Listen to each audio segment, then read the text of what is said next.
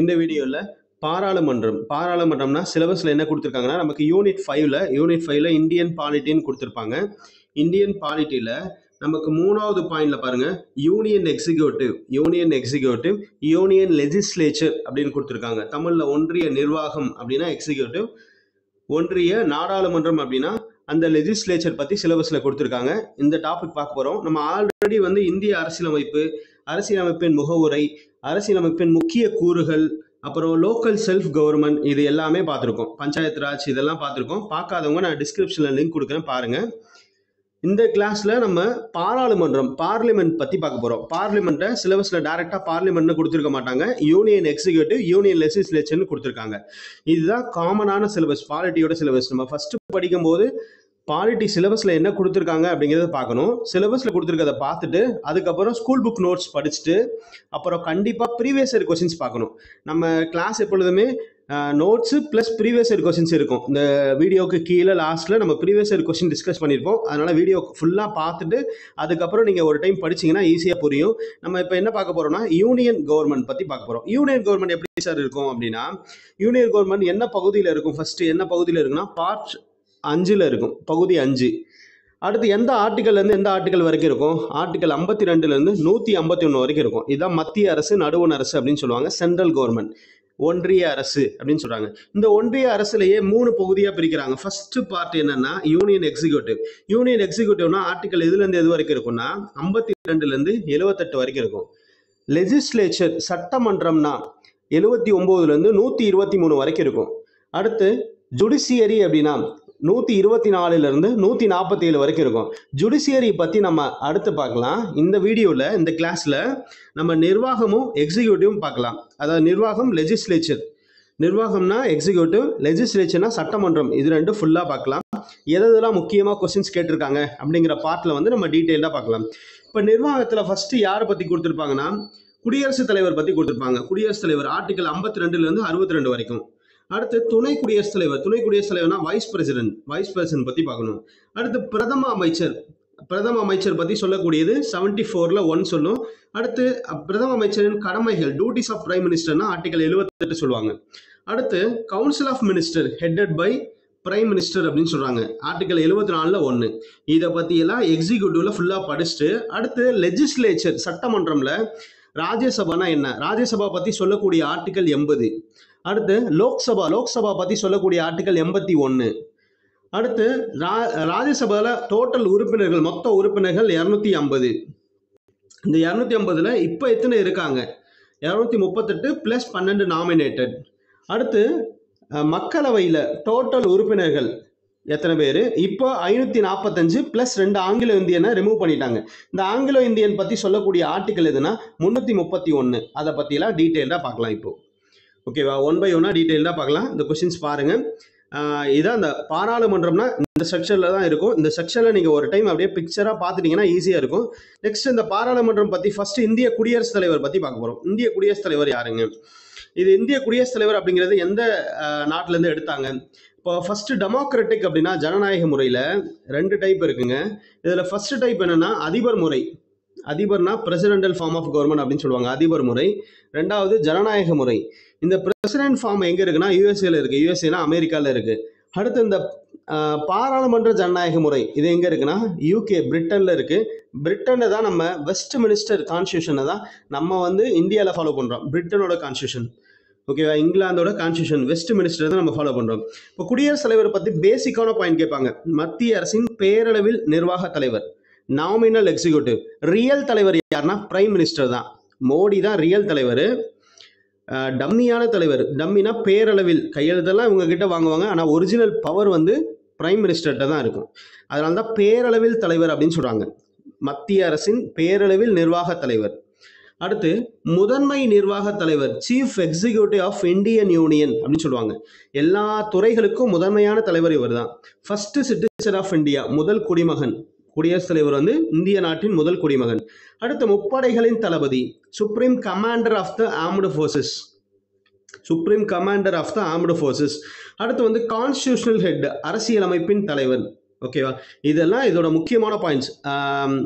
அதாவது குடியரசுத் தலைவரை பற்றி பேசிக்கான பாயிண்ட்ஸில் முக்கியமாக கொஸ்டின்ஸ் கேட்குறாங்க. இது எல்லாமே ஓகேவா? முப்படைகளின் தளபதி, பேரளவில் தலைவர். உண்மையான தலைவர் யாருன்னா பிரைம் மினிஸ்டர். பிரைம் மினிஸ்டர் பற்றி அடுத்து பார்க்கலாம். முதன்மை நிர்வாக தலைவர் சொல்றாங்க, சீஃப் எக்ஸிக்யூட்டிவ் சொல்றாங்க. முதல் குடிமகன், ஃபர்ஸ்ட் சிட்டிசன் ஆஃப் இந்தியான்னு சொல்றாங்க. அடுத்து முப்படைகளின் தளபதி சொல்றாங்க. அரசியலமைப்பின் தலைவர், கான்ஸ்டியூஷனல் ஹெட். நம்ம குடியரசுத் தலைவர் அப்படிங்கிறது எந்த நாட்டில இருந்து எடுத்திருக்கோம்? பிரிட்டன் கான்ஸ்டியூஷன்ல இருந்து எடுத்திருக்கோம். Britain constitution. ஓகே, நெக்ஸ்ட் இந்த ஆர்டிகல், முக்கியமான ஆர்டிகல் பார்க்க போறோம். குடியரசுத் தலைவர் பத்தி ஃபர்ஸ்ட் சொல்லக்கூடிய ஆர்டிகல் எதுனா ஆர்டிகல் 52. ஆர்டிகல் 52. 52 என்ன சொல்லுதுன்னா, இந்திய குடியரசுத் தலைவர் ஒருவர் இருப்பாரு அப்படின்னு சொல்லுது. த பிரசிடென்ட் ஆஃப் இந்தியா அப்படின்னு சொல்றது ஆர்டிகல் 52. அடுத்த ஆர்டிகல் 53 என்ன சொல்லுது? இவர் 53னா மும்மரமா தனது வேலையை செய்வார். அவரே செய்யலாம், இல்ல தனக்கு கீழ் உள்ள அதிகாரிகள் மூலமா செய்யலாம். அதாவது நேரடி குடியரசுத் தலைவர் நேரடியாகவோ அல்லது மறைமுகமாகவோ அவருடைய சார்நிலை அலுவலர்கள் மூலமாக நிர்வாக அதிகாரங்களை செயல்படுத்துதல். அப்போ ஷார்ட்கட் என்ன ஞாபகம் வச்சுக்கலாம்னா, மும்மரமாக அவர் நிர்வாகத்தை பார்க்கிறார் அப்படின்னு ஞாபகம் வச்சுக்கோங்க. ஓகேவா? Executive power of the union shall be vested in the president exercised by him. அவரே பண்ணலாம், இல்லைன்னா த்ரோ ஆஃபீஸர்ஸ், அவர் ஆஃபீஸ்லேயே தூங்கிட்டு அவர் ஆஃபீஸர் மூலமாக பண்ணலாம் அப்படின்னு ஞாபகம் வச்சுக்கோங்க. மும்மரமாக வேலை செய்கிறாரு குடியரசுத் தலைவர். அடுத்து 54ல் தேர்தல் பற்றி சொல்லக்கூடியது. ஆர்டிகல் 54 தேர்தல் பற்றி சொல்லக்கூடியது. ஓகேவா? குடியரசுத் தலைவர் தேர்தல் என்ன தேர்தல்? ஒற்றை மாற்று விகிதாச்சார பிரதிநிதித்துவத்தின் அடிப்படையில். ஓகேவா? அதாவது system of proportional representation by means of single transferable vote. ஓகேவா? இது வந்து ரகசிய வாக்கு அப்படின்லாம் சொல்லுவாங்க. ஒற்றை மாற்று விகிதாச்சார பிரதிநிதித்துவத்தின் முறை என்ன? இதெல்லாம் அடிக்கடி கொஸ்டின்ல கேட்குறாங்க. தேர்தல் பற்றி சொல்லக்கூடிய ஆர்டிகல் 54. அடுத்து தேர்தல் முறை 55. தேர்தல் முறை என்னன்னா, எப்படி தேர்ந்தெடுக்கிறாங்க? மேனர் ஆஃப் எலெக்ஷன், தேர்தல் முறை பற்றி சொல்லக்கூடிய ஆர்டிகல். ஓகேவா? எந்த மேனரில் எலெக்ட் பண்ணுறாங்க. அதில் யாரெல்லாம் சார் இருப்பா? வாக்காளர் குழுமம் இருப்பாங்க. பிரசிடென்டோட வாக்காளர் குழுமம், எலக்டோரல் காலேஜில் யார் இருப்பாங்கன்னா, ராஜ்யசபா உறுப்பினர் இருப்பாங்க, மக்களவை உறுப்பினர் இருப்பாங்க, லோக்சபா உறுப்பினர் இருப்பாங்க, மாநில சட்டமன்ற உறுப்பினர் இருப்பாங்க, டெல்லி புதுச்சேரி இதில் தேர்ந்தெடுக்கப்பட்ட உறுப்பினர் இருப்பாங்க. டெல்லி புதுச்சேரியிலையும் தேர்ந்தெடுக்கப்பட்ட உறுப்பினர் இருப்பாங்க. இதில் என்ன சொல்கிறாங்கன்னா, ஒன்லி எலெக்டட் மெம்பர்ஸ் மட்டும்தான் குடியரசுத் தலைவர் தேர்தலில் பங்கேற்க முடியும். ஓகேவா? ஒன்லி எலெக்டட்னா தேர்ந்தெடுக்கப்பட்ட, நாமினேட்டட் வரமாட்டாங்க. நாமினேட்டட்னா தமிழில் நியமன உறுப்பினர்கள் வரமாட்டாங்க. நியமன உறுப்பினர்கள் துணை குடியரசுத் தலைவருக்கு தான் வருவாங்க. இதுதான் துணை குடியரசுத் தலைவருக்கும் இவருக்கும் உள்ள வித்தியாசம். நல்லா நோட் பண்ணிக்கோங்க. குடியரசுத் தலைவர்னா தேர்ந்தெடுக்கப்பட்ட ஒன்லி எலெக்டட் மெம்பர்ஸ் மட்டும் தான் வருவாங்க. ராஜ்யசபா, லோக்சபா, மாநில சட்டமன்றம், டெல்லி, புதுச்சேரி. ஓகேவா? அடுத்து ஆர்டிகல் 56 என்ன சொல்றாங்கன்னா, பதவிக்காலம், term of office of president, பதவிக்காலம் பற்றி சொல்றாங்க. பதவிக்காலம் ஆர்டிகல் 56. அடுத்து அருமையா இவர் 5 வருஷம் பதவி வகிக்கலாம் அப்படின்னு வச்சுக்கோங்க. 56னா 5 வருஷம், அருமையான 6, 56 பதவிக்காலம். ஷார்ட்கட் ஞாபகம் வச்சுக்கலாம். அடுத்து 57 7 மீண்டும் திரும்ப வரலாம். 7னா 7ன்னு ஞாபகம் வச்சுக்கோங்க. ஜஸ்ட் ஷார்ட்கட்காக தான் சொல்றேன். 7 மீண்டும் திரும்ப வரலாம். மீண்டும் தேர்ந்தெடுக்க தகுதியுடையவர். Eligibility for reelection, the president can be reelected. ஒரே ஆளு திரும்ப தேர்ந்தெடுக்கப்படலாம். 7 திரும்ப வரலாம் அப்படின்னு ஞாபகம் வச்சுக்கோங்க. அடுத்து 58னா 8 தகுதி பார்ப்பாங்க அப்படின்னு ஞாபகம் வச்சுக்கலாம். 8 தகுதி பார்ப்பாங்க. ஃபர்ஸ்ட் தகுதி என்ன? இந்திய குடிமகனா இருக்கணும், சிட்டிசன் ஆஃப் இந்தியாவா இருக்கணும். அடுத்து 35 வயது நிரம்பியவராக இருக்கணும். நடுவண் அரசு, மத்திய மாநில உள்ளாட்சி அரசுல ஊதியம் பெறும் பதவியில் இருக்கக்கூடாது. ஓகேவா? He must not hold any office of profit, எந்த ஊதியம் பெறும் வேலையும் செய்யக்கூடாது அப்படின்னு சொல்றாங்க. அடுத்து மக்களவை உறுப்பினர் ஆவதற்கான தகுதி இருக்கணும். கண்டிப்பா இந்த பாயிண்ட் முக்கியம். குடியரசுத் தலைவருக்கு, இது ப்ரீவியஸ் இயர் கொஸ்டின்ல கேட்டிருக்காங்க, குடியரசுத் தலைவருக்கு மக்களவை தலைவருக்கான பதவி இருக்கணும், தகுதி இருக்கணும். மக்களவையில் உறுப்பினர் ஆவதற்கான எல்லா தகுதியும் இருக்கணும். மக்களவை உறுப்பினருக்கான தகுதி வந்து நம்ம பின்னாடி பார்க்கலாம். ஓகேவா? அப்போது 35 வயசு நிரம்பி இருக்கணும், மக்களவை உறுப்பினர் ஆவதற்கான தகுதி பெற்றிருக்கணும். இதே துணை குடியரசுத் தலைவர்னா ராஜ்யசபா, மாநிலங்களவை உறுப்பினர் ஆவதற்கான தகுதி பெற்றிருக்கணும்.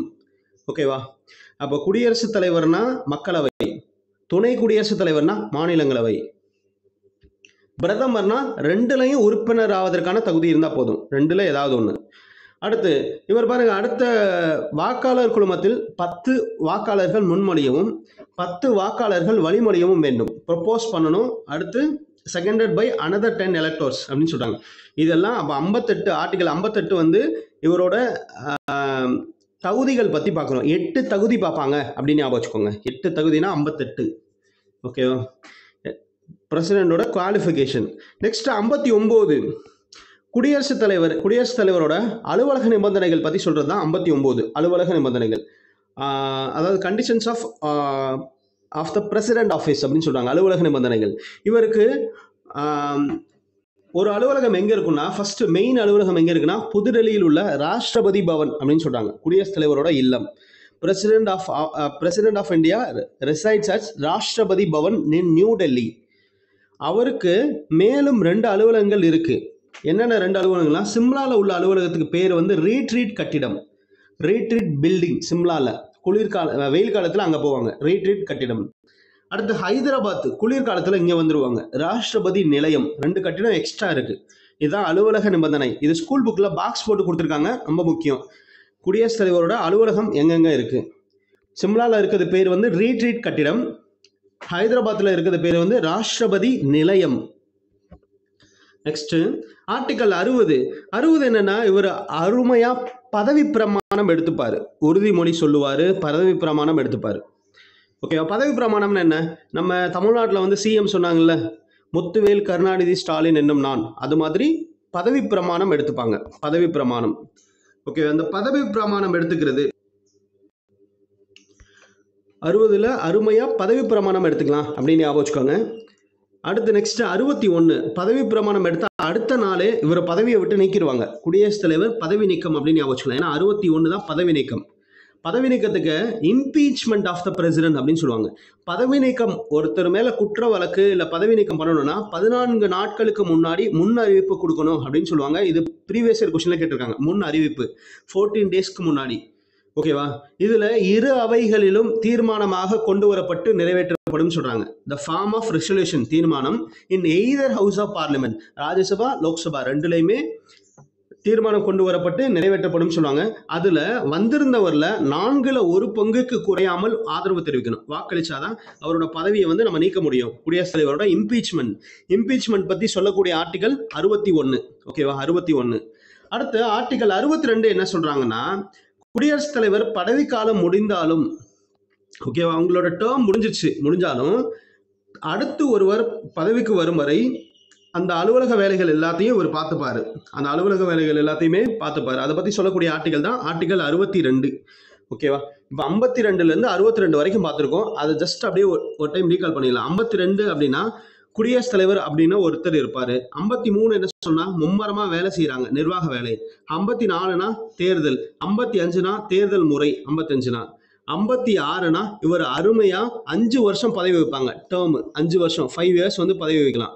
அடுத்து 57னா என்ன பார்த்தோம், 57னா 7.5 மீண்டும் தேர்ந்தெடுக்கலாம், 7.5 மீண்டும் வரலாம்.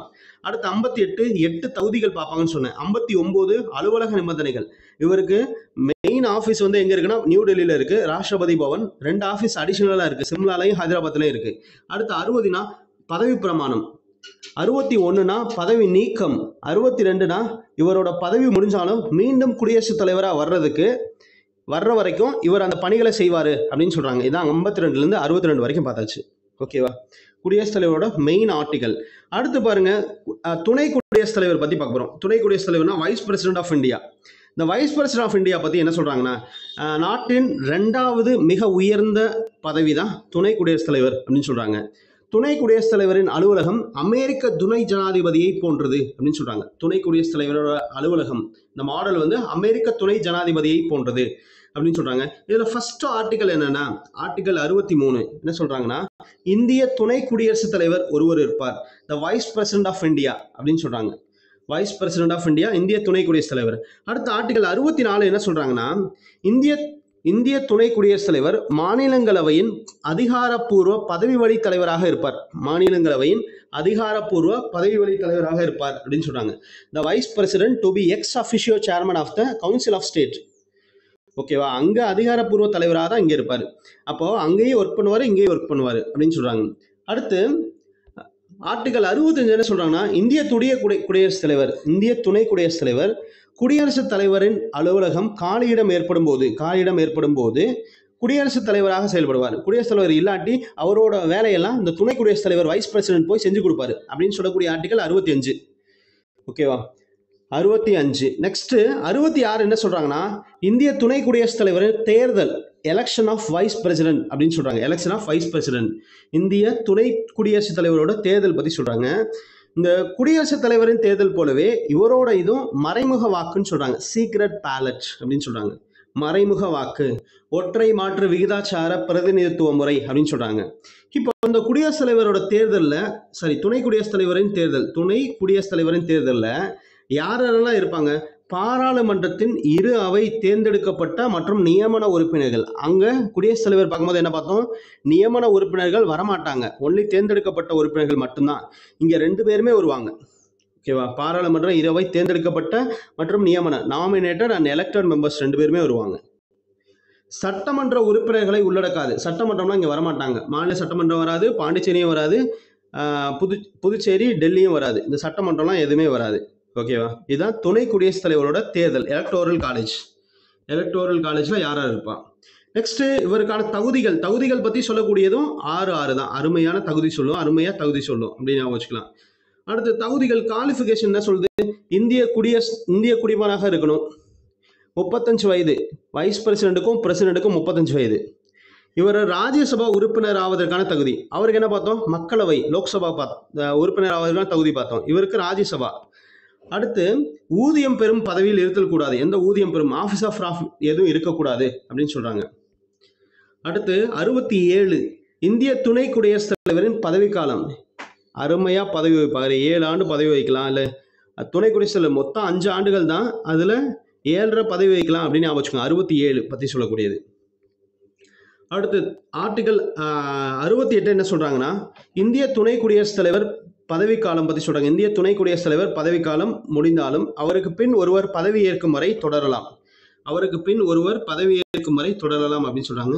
அடுத்த ஆர்டிகல் 69 என்னன்னா, துணை குடியரசுத் தலைவரோட உறுதிமொழி மற்றும் பதவி பிரமாணம். அங்க பிரசிடென்ட்டுக்கு உறுதிமொழி என்ன பார்த்தோம்? 60 பார்த்தோமா? இங்க 69 ரெண்டை ஈக்குவேட் பண்ணீங்கன்னா ஈஸியா இருக்கும் கம்பேர் பண்ணீங்கன்னா. அடுத்து ஆர்டிகல் 70 என்ன சொல்றாங்கன்னா, பிற அவசர காலங்களில் குடியரசுத் தலைவரின் பணிகளை மேற்கொள்ளுதல். பிற அவசர காலங்களில் discharge of president functions in any other கண்டிஜென்சினா பிற அவசர நிகழ்வுகளில் குடியரசுத் தலைவரின் பணிகளை மேற்கொள்ளுதல். அடுத்து இந்திய துணை குடியரசுத் தலைவர் இல்ல குடியரசுத் தலைவர் தேர்தல் தொடர்பான விஷயங்கள் பத்தி சொல்லக்கூடியதான் ஆர்டிகல் 71. இதெல்லாம் முக்கியமானது இல்லை, சும்மா லைட்டா பார்த்துக்கோங்க. நான் எந்த ஆர்டிகல் முக்கியமோ அதை நான் டீட்டெயிலாக கொடுத்துருக்கேன். இப்போ துணை குடியரசுத் தலைவர் பற்றி பார்த்துருக்கோம். துணை குடியரசுத் தலைவர் பற்றி குடியரசுத் தலைவரோட தேர்தல் பற்றி சொல்லக்கூடிய தேர்தல் தகுதிகள் பற்றி சொல்லக்கூடியது 66. ஓகே, 65 காலியிடம் ஏற்படும் போது குடியரசுத் தலைவரோட வேலை செய்வார். ஓகேவா. அடுத்து நெக்ஸ்ட் பாருங்க 72 இது துணை குடியரசுத் தலைவருக்கு வராது, குடியரசுத் தலைவருக்கு வரும். இந்திய குடியரசுத் தலைவரின் மன்னிப்பளிக்கும் அதிகாரம், pardoning power of the president அப்படின்னு சொல்றாங்க. Pardoning power of the president of India. இவர் மரண தண்டனையை குறைக்கலாம், ஆயுள் தண்டனையை குறைக்கலாம். ஆனால் கவர்னருக்கு மரண தண்டனையை குறைக்கக்கூடிய அதிகாரம் மட்டும் கிடையாது. கவர்னருக்கு அப்படியே ஈக்குவலாக வரும். ஆனால் மரண தண்டனையை குறைக்கக்கூடிய அதிகாரம் மட்டும் அவருக்கு இருக்காது. மற்ற எல்லா தண்டனையும் பிரசிடென்ட்டுக்கு இருக்கும். ஓகேவா. பிரசிடென்ட்டோட மன்னிப்பளிக்கும் அதிகாரம், pardoning power of the president அப்படின்னு சொல்றாங்க. ஓகே, அப்போ பிரசிடென்ட் வைஸ் பிரசிடென்ட் பத்தி முக்கியமாக பார்த்தாச்சு. நெக்ஸ்ட் யாரை பத்தி பார்க்க போறோம்னா, பிரைம் மினிஸ்டர் பத்தி பார்க்க போறோம். பிரைம் மினிஸ்டர் ஒரு அமைச்சரவை குழு இருக்கும், இந்த ஆளுங்கட்சி அமைச்சரவை குழு இருக்கும். இந்த அமைச்சரவை குழுக்கு ஹெட்டா இருக்கக்கூடியவர் தான் பிரதமர். இந்த அமைச்சர்கள் எத்தனை அமைச்சர்களுக்கான ஃபர்ஸ்ட் கேபினட் அமைச்சர் இருக்காங்க, அடுத்து ராசாங்க அமைச்சர், மினிஸ்டர் ஆஃப் ஸ்டேட் இருக்காங்க, அப்புறம் இணை அமைச்சர் இருக்காங்க. இணை அமைச்சர் டெபுட்டி மினிஸ்டர். ஓகேவா. இந்த ராசாங்க அமைச்சர் கேபினட் மினிஸ்டர் தான் ஒரு அணுவோட நியூக்ளியஸ் மாதிரி இருப்பாங்க, நடுவில் இருப்பாங்க. அதுக்கப்புறம் மினிஸ்டர் ஆஃப் ஸ்டேட் இருப்பாங்க, அப்புறம் டெபுட்டி மினிஸ்டர் இருப்பாங்க, டெபுட்டி மினிஸ்டர். ஓகேவா. இவங்கெல்லாம் என்னென்ன வேலை செய்வாங்க அப்படிங்கிறத பற்றி பார்த்துக்கோங்க. இதில் அப்படியே ஒரு கொஸ்டின் கேட்பாங்க. கேபினட் அமைச்சர் என்னன்னா, இவங்க தான் நிர்வாகத்தின் மையக்கருவை உருவாக்கும். கேபினட் அமைச்சர் தான் நிர்வாகத்தின் மையக்கருவை உருவாக்கும் மூத்த அமைச்சர்களின் அமைப்பு அப்படின்னு சொல்றாங்க. நிர்வாகத்தின் மையக்கருவை உருவாக்கும் மூத்த அமைச்சர்களின் அமைப்பு தான் கேபினட் அமைச்சர் அப்படின்னு சொல்றாங்க. இந்த கேபினட் அமைச்சர் எதுக்கெல்லாம் இருப்பாங்கன்னா, பாதுகாப்பு, அரசின் முக்கிய துறைகள்ல இருப்பாங்க. கேபினட் அமைச்சர் பாதுகாப்பு, நிதி, வெளியுறவு கொள்கை, உள்துறை, ஹோம் அஃபேர்ஸ், இன்டர்னல் அஃபேர்ஸ், இது எல்லாத்துலயுமே கேபினட் மினிஸ்டர் இருப்பாங்க. முக்கியமாக வேலை. இப்போ இந்தியாவில் பார்த்தோன்னா பிஎம் மோடி இருக்காங்க, அமித்ஷா இருக்காங்க, ராஜ்நாத் சிங் இருக்காங்க, அது மாதிரி. அடுத்து ராசாங்க அமைச்சர்னா இது ரெண்டாவது வகை அமைச்சர்னு சொல்கிறாங்க. அழைப்பு விடுத்தால் மட்டுமே இவங்க அமைச்சரவை கூட்டத்துக்கு கலந்து கொண்டுவாங்க, இல்லைனா அமைச்சரவை கூட்டத்துக்கு போக மாட்டாங்க. இவங்க கொடுக்கக்கூடிய ஹெல்ப்பை இவங்க பார்ப்பாங்க. அடுத்து இவங்களுக்கு இன்னொரு பேர் பொறுப்பு அமைச்சர்னு பேர், சார்ஜ் ஆஃப் மினிஸ்டர்னு பேர். அடுத்து மூணாவது வகை யாரை பற்றி பார்க்க போகிறோம்னா இணை அமைச்சர் பற்றி பார்க்க போகிறோம். இணை அமைச்சர்னா மூன்றாவது வகை. ராசாங்க அமைச்சர்கள், கேபினட் அமைச்சர்கள், அவங்க ஃபஸ்ட்டு 2 பேர்த்துக்கு ஏதாவது ஒர்க் இருந்துச்சுன்னா அவங்களோட ஒர்க்கை இவங்க செஞ்சு கொடுப்பாங்க. ஓகே, ஒப்படைக்கப்பட்ட கடமைகளை செயலாற்றுவதில் உதவி புரிவார்கள். அப்போது டெப்புட்டி மினிஸ்டர்னா வெறும் டம்மி மினிஸ்டர் தான், அவங்களுக்கு என்ன வேலை இருக்கோ அதை செய்வாங்க. நம்ம இதில் பார்த்தோன்னா இந்த பொன் ராதாகிருஷ்ணனுக்கு, எல் முருகன், இவங்களுக்கெல்லாம் இணையமைச்சர் பதவி கொடுத்தாங்களே, டெப்டி மினிஸ்டர் பிஜேபி கொடுத்தாங்க. அது மாதிரி எக்ஸாம்பிளுக்காக சொல்கிறேன், ஓகேவா. அடுத்து பாருங்கள், இந்த 3 மினிஸ்டரும் வேறு என்னென்ன வேலை செய்வாங்க அப்படிங்கிறத ஒரு பிக்சராக கொடுத்துருக்கேன். 3 மினிஸ்டர்ஸ், டைப்ஸ் ஆஃப் மினிஸ்டரில் கேபினட், ராசாங்க அமைச்சர். கேபினட் வந்து ஒவ்வொரு கூட்டத்திலும் கலந்து கொள்வாங்க. ராசாங்க அமைச்சர்னா இந்த கேபினட்டுக்கு கீழே வேலை பார்ப்பாங்க. இணையமைச்சர்னா கேபினட், மினிஸ்டர் ஆஃப் ஸ்டேட், இவங்க 2க்கு ஒர்க் பண்ணுவாங்க, ஓகேவா. அதுதான் அந்த பாயிண்ட் மட்டும் பார்த்துக்கோங்க. அடுத்து இந்த கவுன்சில் ஆஃப் மினிஸ்டர் பற்றி முக்கியமான ஆர்டிகல், அமைச்சரவை குழு பற்றி என்னென்ன முக்கியமான ஆர்டிகல்ஸ் இருக்குது அப்படிங்கிறத பார்க்கலாம். இதில் ஃபர்ஸ்ட் ஆர்டிகல், அமைச்சரவை குழுவில் ஃபர்ஸ்ட் ஆர்டிகல் என்ன இருக்குன்னா, குடியரசுத் தலைவருக்கு உதவிடவும் அறிவுரை வழங்கவும் அமைச்சரவை குழு இருக்கும். அப்போ அமைச்சரவை குழு பற்றி ஃபர்ஸ்ட் சொல்லக்கூடிய ஆர்டிகல் 74. அமைச்சரவை குழுனா council of state, council of ministers to aid and advise the president. குடியரசுத் தலைவருக்கு உதவி செய்யவும் அறிவுரை வழங்கவும் ஒரு அமைச்சரவை குழு இருக்கும் அப்படின்னு சொல்லக்கூடிய ஆர்டிகல் 74. அடுத்து 74ல் 1 முக்கியங்க, இது அடிக்கடி கொஸ்டின் கேட்குறாங்க. இங்கே தான் என்ன சொல்கிறாங்கன்னா, பிரதமரை தலைவராக கொண்ட, குடியரசுத் தலைவருக்கு உதவிட அறிவுரை செய்ய, குடியரசுத் தலைவருக்கு உதவிடவும் அறிவுரை வழங்கவும் பிரதம அமைச்சரை தலைவராக கொண்ட, பிஎம் தான் இங்கே ஹெட், பிரதம அமைச்சரை தலைவராக கொண்ட ஒரு அமைச்சரவை குழு இருக்கும்னு சொல்கிறாங்க. There shall be a council of ministers with the prime minister as the head to aid and advise the president அப்படின்னு சொல்கிறாங்க. பிரதம அமைச்சரை தலைவராக கொண்ட ஒரு அமைச்சரவை குழு இருக்கும் அப்படின்னு சொல்கிறாங்க. அடுத்து ஆர்டிகல் 74ல் 2 என்ன சொல்கிறாங்கன்னா, அமைச்சர்களால் ஜனாதிபதியிடம் வழங்கப்பட்ட ஆலோசனையும் விஷயமும் எந்த ஒரு நீதிமன்றத்திலும் விசாரிக்கப்படாது, எங்கேயுமே விசாரிக்கப்பட மாட்டாது அப்படின்னு சொல்கிறாங்க. எங்கேயுமே இன்கொயரி பண்ண முடியாது அப்படின்னு சொல்கிறாங்க. அடுத்து அமைச்சர்கள் மொத்தம் எத்தனை சதவீதம் இருப்பாங்கன்னா, ஒட்டுமொத்த மக்களவை உறுப்பினர்களில் வெறும் 15% தான் இருப்பாங்க, பிஎம் உள்பட. பிஎம்னா பிரைம் மினிஸ்டர் உள்பட, ஓகே. அமைச்சர் வந்து மொத்தம் 543 பேர் இருக்காங்கன்னா மக்களவை தொகுதியில், 543 பேருக்கும் மினிஸ்டர் கொடுக்க மாட்டாங்க. 543ல் 15% மட்டும்தான், 10% 54, ஓகேவா. 5% அதில் பாதி 5% மட்டும்தான் இருப்பாங்க, ஓகேவா. அடுத்து ஆர்டிகல் 75 என்ன சொல்கிறாங்க, அமைச்சர்களுக்கான பிற விதிகள் பற்றி சொல்கிறாங்க. அமைச்சர்களுக்கான பிற விதிகள் 75ல் 1 என்ன, இதுவும் கொஸ்டினில் கேட்டிருக்காங்க. 75ல் 1, அதாவது ஜனாதிபதியால், அதாவது பிரதமர் ஃபஸ்ட்டு ஜனாதிபதியால் நியமிக்கப்படுவார். மற்ற அமைச்சர்களையும் ஜனாதிபதி பிரதமரின் ஆலோசனை பேரில் நியமிக்கிறார் அப்படின்னு சொல்கிறாங்க, ஓகே. மற்ற அமைச்சர்களை பிரதமரின் ஆலோசனை பேரில் ஜனாதிபதியால் நியமிக்கப்படுகிறார்கள் அப்படின்னு சொல்லக்கூடிய ஆர்டிகல் 75ல் 1. அடுத்து நெக்ஸ்ட்டு ஆர்டிகல் 75ல் 2 பாருங்க. ஆர்டிகல் 75ல் 2, ஜனாதிபதியின் விருப்பத்தின் பேரில் அமைச்சர்கள் பதவி வைப்பார். ஜனாதிபதி நினைச்சா ஒரு மினிஸ்டர் தூக்கலாம், ஓகேவா. அது மாதிரி ஜனாதிபதியின் விருப்பத்தின் பேரில் அமைச்சர் பதவி வைப்பார், ஆர்டிகல் 75ல் 2. அடுத்த ஆர்டிகல் 75ல் 3 என்ன சொல்றாங்கன்னா, அமைச்சர்கள் தனிப்பட்ட முறையிலும் ஒட்டுமொத்தமாகவும் மக்களவைக்கு பொறுப்புடையவர்கள். மக்களவை, லோக்சபாக்கு. The Council of Ministers shall be collectively responsible to the House of People அப்படின்னு சொல்றாங்க, மக்களவை, ஓகேவா. அதே மாதிரி நம்ம தமிழ்நாட்டில் எம்எல்ஏக்கள் எல்லாமே மாநில சட்டப்பேரவைக்கு பொறுப்புடையவர்கள், தனியாகவும் கூட்டாகவும். அடுத்து 75ல் 4 என்ன சொல்றாங்கன்னா, குடியரசுத் தலைவர் அமைச்சர்களுக்கு பதவி பிரமாணமும் ரகசிய காப்பும் செய்து வைக்கிறார். குடியரசுத் தலைவர் அமைச்சர்களுக்கு ரகசிய காப்பும் பதவி பிரமாணமும் செஞ்சு வைக்கிறான்னா ஆர்டிகல் 75ல் 4. அடுத்த ஆர்டிகல் 75ல் 5 என்ன சொல்றாங்கன்னா, தொடர்ச்சியாக 6 மாதங்களுக்கு உறுப்பினராக இல்லாத ஒரு அமைச்சரோட பதவி காலியாயிடும். உறுப்பினரே இல்லைன்னா அவருக்கு அமைச்சர் போஸ்ட் கொடுக்குறாங்கன்னா அவர் 6 மாதத்துக்குள்ளே உறுப்பினராக மாறிடணும். உறுப்பினர்னா மெம்பர் ஆஃப் பார்லிமெண்ட்டாக மாறிடணும்.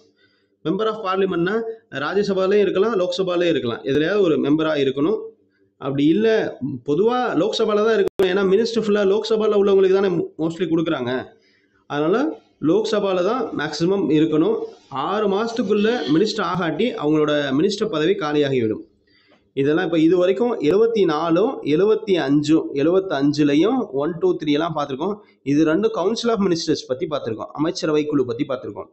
நெக்ஸ்ட்டு பிரதம அமைச்சர் பற்றி பார்க்க போகிறோம். பிரதம அமைச்சர் பற்றி ஃபஸ்ட்டு சொல்லக்கூடிய ஆர்டிக்கல் எது? முன்னாடியே பார்த்தோம். குடியரசுத் தலைவருக்கு உதவிடவும் அறிவுரை வழங்கவும் பிரதம அமைச்சரை தலைவராக கொண்ட ஒரு அமைச்சரவை குழு இருக்கும் அப்படின்னு சொல்கிறாங்க. பிரதம அமைச்சர் 74ல் 1, இது ரொம்ப முக்கியம். அடுத்து பாருங்க, அந்த பிரதம அமைச்சர் அப்படிங்கிறது எந்த நாட்டு நாடாளுமன்றத்திலிருந்து எடுக்கப்பட்டது? வெஸ்ட் மினிஸ்டர்னா இங்கிலாந்து ஜனநாயக முறையிலிருந்து எடுக்கப்பட்டது. மக்களவை கட்சியின் பெரும்பான்மை தலைவர் தான் பிரைம் மினிஸ்டர். மக்களவை கட்சியின் பெரும்பான்மை தலைவர். ஓகேவா? இதெல்லாம் ஆர்டிகல் 74ல் 1 சொல்லுது. 75 என்ன சொல்றாங்க? குடியரசுத் தலைவர் பிரதமரை நியமிக்கிறார், மற்ற அமைச்சர்களையும் பிரதமரின் ஆலோசனை பேரை நியமிக்கிறார். 75ல் 1ன்னு கூட சொல்லலாம். அடுத்து 77 பற்றி என்ன சொல்கிறாங்க? 77 குடியரசுத் தலைவர் அனைத்து நிர்வாக செயல்பாடுகளும் குடியரசுத் தலைவரின் பெயரில் தான் செயல்படும். லாஸ்ட்டாக எல்லாத்துக்கும் கையெழுத்து போடுறது குடியரசுத் தலைவர் தான். ஓகேவா? அப்போ 7 அனைத்து நிர்வாக செயல்பாடுகள் conduct of business or executive action of the government of India by the name of president தான் லாஸ்ட்டில் எல்லாத்துக்கும் கையெழுத்து போடுவார். பிரைம் மினிஸ்டர் எங்கேயுமே கையெழுத்து போட மாட்டார். பிரசிடென்ட் தான் நம்ம பேரளவில் தலைவர்ல, அதனால். அடுத்த ஆர்டிகல் 78 ரொம்ப முக்கியம். பிரதமரோட கடமைகள் பற்றி சொல்லும். கடமைகள், தகுதிகள் பற்றி சொல்லும். பிரதமரின் கடமைகள், பிரதம அமைச்சரின் கடமைகளை பற்றி சொல்லுது. இவர் பல்வேறு துறைகளை ஒதுக்குகிறார். Distribute various departments. அடுத்து பல்வேறு துறைகளின் பணிகளை மேற்பார்வையிடுகிறார், சூப்பர்வைஸ் பண்ணுறாரு.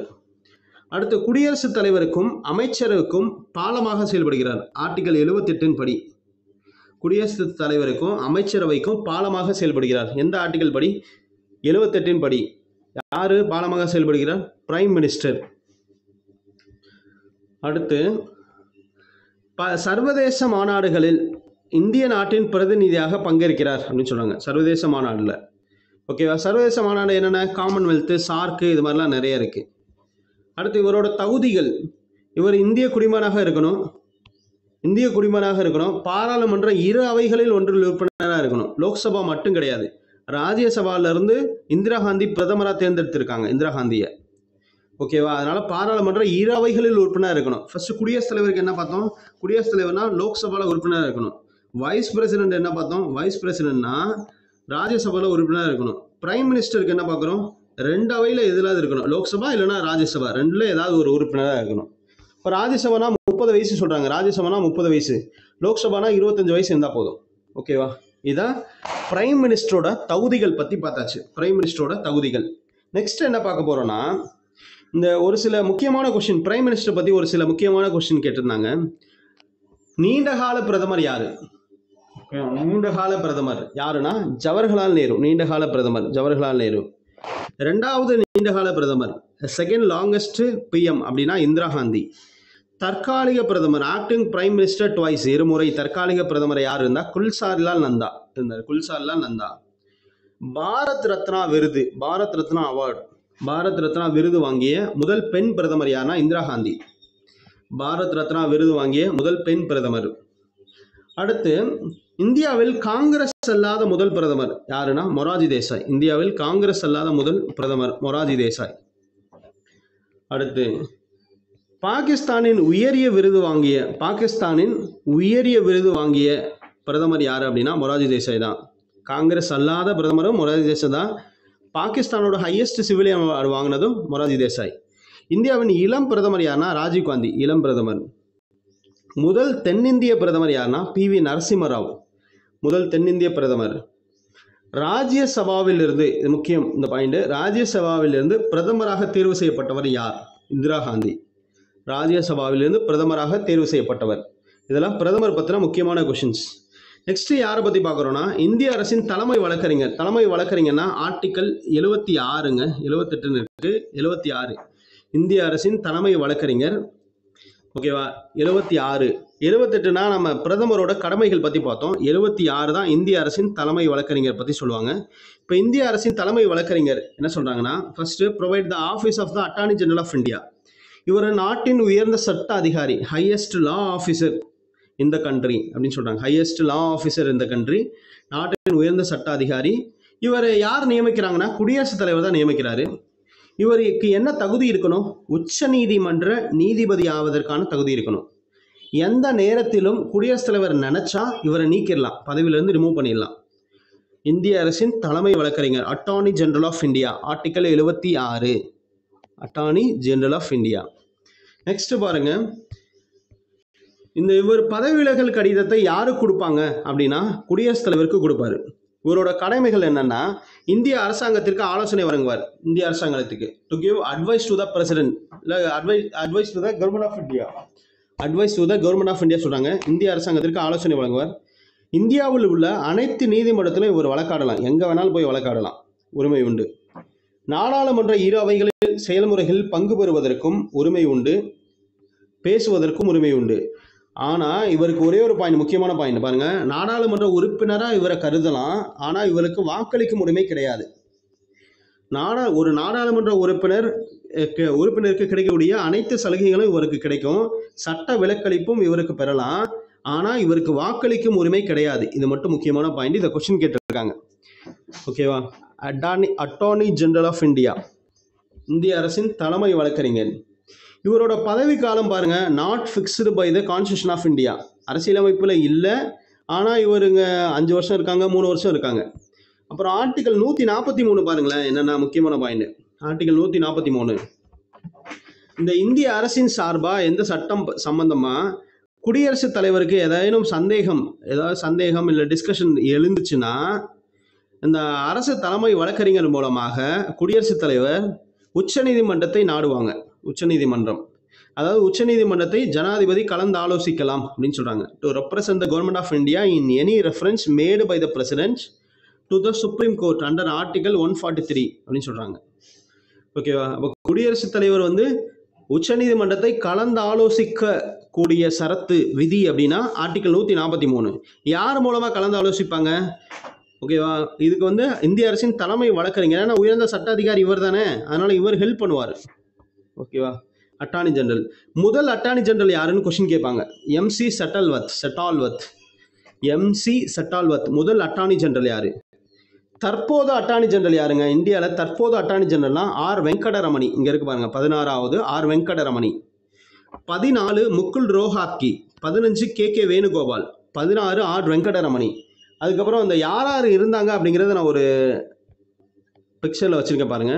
ஃபஸ்ட்டு யார் இருந்தானா ஃபஸ்ட்டு எம்சி செட்டல்வத்து, அடுத்து லாஸ்ட்டில் இப்போ இருக்குது ஆர் வெங்கடரமணி, இதுக்கு முன்னாடி கே வேணுகோபால், முகுல் ரோஹாத்கி, இவங்கெல்லாம் இருந்தாங்க. ஓகேவா? அட்டார்னி ஜெனரலாக இருந்தாங்க. இந்த லிஸ்ட்டு மட்டும் ஒரு டைம் பார்த்துக்கோங்க, முக்கியமான பாயிண்ட்ஸ் மட்டும் கேட்பாங்க. ஃபஸ்ட்டு லாஸ்ட்டில் யார் இருக்காங்க? இப்போ ஆர் வெங்கடரமணி 16வது. இவர் அக்டோபர் 1, 2022 தான் அப்பாயின்மெண்ட் பண்ணுறாங்க, இன்னைக்கு வரைக்கும் இருக்காங்க. ஓகேவா?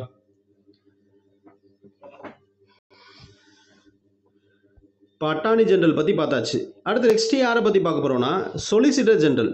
சொலிசிட்டர் ஜெனரல்லாம் யாருன்னா, இந்த அட்டார்னி ஜெனரலுக்கு உதவக்கூடியவர் தான் சொலிசிட்டர் ஜெனரல். இது ஒரு அரசியலமைப்பு சாரா அமைப்பு, கான்ஸ்டியூஷனல் பாடி கிடையாது, நான் ஸ்டாச்சுட்டரி பாடி, அரசியலமைப்பு சாரா அமைப்பு. இதில் இப்போதைக்கு யார் இருக்காங்கன்னா தசர் மேத்தா அப்படிங்கிறவங்க இருக்காங்க. 2018 இப்போ வரைக்கும் இருக்காங்க. டேர்ம் 3 இயர்ஸ்ன்னு சொல்கிறாங்க, ஆனால் இதை மாற்றுறது இல்லை. யார் மூலமாக அப்பாயின்மெண்ட் பண்ணுறாங்க? சொலிசிட்டர் ஜெனரல் யார் மூலமாக அப்பாயின்மெண்ட் பண்ணுறாங்கன்னா கேபினட் நியமன குழு மூலமாக அப்பாயின்மெண்ட் பண்ணுறாங்க. ஃபஸ்ட்டு சொலிசிட்டர் ஜெனரல் யார் இருந்தானா CK தப்தாரி இருந்தார். 28 ஜனவரி 1950 1 மார்ச் 63 வரைக்கும் இருந்தார். அடுத்து இது உங்களோட லிஸ்ட்டு இங்கே கொடுத்துருக்கேன் பாருங்கள். இங்கே பாருங்கள், ஃபஸ்ட் அட்டார்னி ஜெனரல் யார்? ஃபஸ்ட் அட்டார்னி ஜெனரல்னா CK தப்தாரி. லாஸ்ட்டாக இப்போ யார் இருக்காங்க? ஓகே, லாஸ்ட்டாக யார் இருக்கா? தசர் மேத்தா 23வது. இதுக்கு முன்னாடி ரஞ்சித் குமார். இப்போ பாருங்கள், இவர் 3 வருஷம் 135 நாள் இருந்தார். இவர் 5 வருஷம் இருந்தார், இன்னும் மாற்றவே இல்லை. 2018 இருக்கார். ஓகேவா? 2018 இப்போ வரைக்கும் இருக்கார். அதனால் தசர் மேத்தா, இதுக்கு முன்னாடி ரஞ்சித் குமார். ஃபஸ்ட்டு யாருன்னா சிகே தப்தாரி. ஓகேவா, மட்டும் பார்த்துக்கோங்க. Solicitor general. நெக்ஸ்ட் யாரை பற்றி பார்க்க போகிறோம்னா, இது வரைக்கும் இப்போ எக்ஸிக்யூட்டிவ் பார்த்தாச்சு. நெக்ஸ்ட் யாரை பற்றி பார்க்க போகிறோம்னா சட்டம் இயற்றல் பற்றி பார்க்க போகிறோம். சட்டம் இயற்றல். சட்டம் இயற்றலில் ஆர்டிகல் 79லேருந்து 123 வரைக்கும் வரும். லெஜிஸ்லேச்சர். ஓகேவா, இப்போ ஃபர்ஸ்ட் ஆர்டிகல் 79 என்ன சொல்லுதுன்னா, பாராளுமன்றம் குடியரசுத் தலைவர் மற்றும் 2 அவைகளை பெற்றிருக்கும் அப்படின்னு சொல்லக்கூடியது ஆர்டிகல் 79. பாராளுமன்றம் குடியரசுத் தலைவர் மற்றும் 2 அவைகளை பெற்றிருக்கும் அப்படின்னு சொல்றது. அடுத்த ஆர்டிகல் 80 என்ன சொல்றாங்கன்னா, மாநிலங்களவை பத்தி சொல்லுவாங்க. மாநிலங்களவைனா கவுன்சில் ஆஃப் ஸ்டேட். மாநிலங்களவை ராஜ்யசபா. இது 2வது அவைன்னு சொல்லுவாங்க. செகண்ட் சேம்பர் அப்படின்னு சொல்றாங்க. இது எந்த சீர்திருத்தத்தின் மூலம் பெறப்பட்டது அப்படின்னா, மான்டெகு செம்ஸ்போர்ட் சீர்திருத்தத்திலிருந்து பெறப்பட்டது அப்படின்னு சொல்றாங்க. மான்டெகு செம்ஸ்போர்ட் சீர்திருத்தத்திலிருந்து பெறப்பட்டது. ஓகேவா, tracks its origin to the Montagu Chelmsford reform.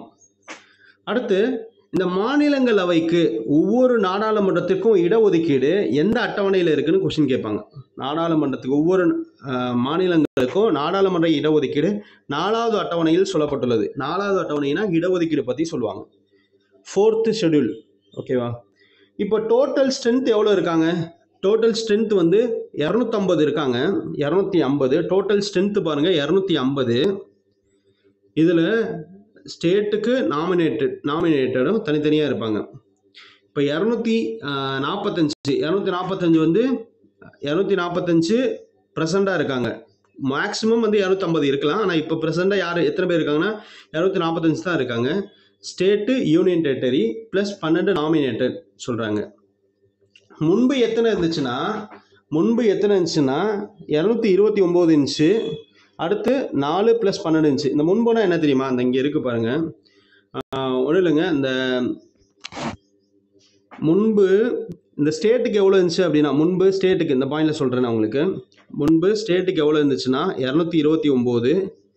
Union பிரதேசம்னா 4 inch plus 12 நியமன உறுப்பினர்கள். யாருக்கு நியமன உறுப்பினர்கள்? அந்த குடியரசுத் தலைவராக கலை, இலக்கியம், அறிவியல் போன்ற சிறந்த துறைகளை நியமன உறுப்பினர்கள் 12 பேர் நியமிப்பாங்க. அதுதான் அந்த 12. மாநிலத்தில் 229. ஓகேவா, 229. இப்போது ஜம்மு காஷ்மீர் அப்படிங்கிற மாநிலம் பிரிஞ்சு 2 யூனியன் டெரிட்டரியாக மாறிடுச்சு. 2 யூனியன் டெரிட்டரி. அப்போ ஜம்மு காஷ்மீரில் பார்த்தோம் அப்படின்னா 4 இது. ஜம்மு காஷ்மீரில் 4. அந்த 4ம் இந்த 229 அந்த 4 இந்த சைடு போச்சு அப்படின்னா யூனியன் டெரிட்டரிக்கு 8 வந்துடும். யூனியன் டெரிட்டரிக்கு 8. புரியுதா? யூனியன் டெரிட்டரிக்கு 8, நாமினேட்டட் 12. அப்போ மொத்தம் மாநிலங்களவைக்கு 245. புரியுதா? 245. அப்போ ஜம்மு காஷ்மீருக்கு 4, இது பிரிஞ்சு இந்த சைடு வந்ததுனால 225 மாறிடுச்சு. வேறு ஒன்றுமே இல்லை. அடுத்து பாருங்கள், ஜம்மு காஷ்மீர் எந்த அமெண்ட்மெண்ட் மூலமாக பிரிஞ்சிச்சுன்னா 104வது அமெண்ட்மெண்ட்டு கான்ஸ்டியூஷனல் அமெண்ட்மெண்ட் ஆக்ட் 2020 படி தான் பிரிஞ்சிச்சு. 2020 படி.